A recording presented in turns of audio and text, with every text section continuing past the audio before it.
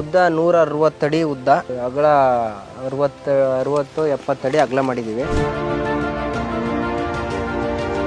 ಫ್ಲಾಕನ್ನು ನಾವು ಒಂದು ಡ್ರಮ್ನಲ್ಲಿ ಫ್ಲಾಕ್ ಉತ್ಪಾದನೆ ಮಾಡಿಕೊಂಡು ಆ ಫ್ಲಾಕ್ಗಳನ್ನ ಈ ನೀರಿನಾಗೆ ಬಿಟ್ರೆ ಆ ಫ್ಲಾಕ್ಗಳು ಜಾಸ್ತಿ ಆಗುತ್ತೆ.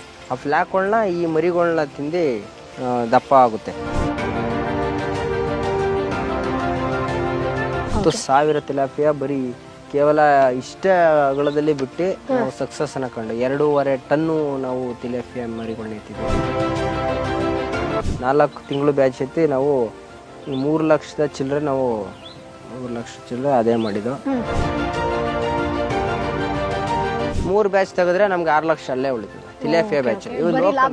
ಲಾಭ ಮೇಡಮ್, ಎಲ್ಲ ಖರ್ಚು ಕಳೆದ್ರೆ 6 ಲಕ್ಷದಿಂದ 7 ಲಕ್ಷ ಗಂಟನೂ ನಾವು ಈ ತಿಲಾಪಿಯಾದಲ್ಲಿ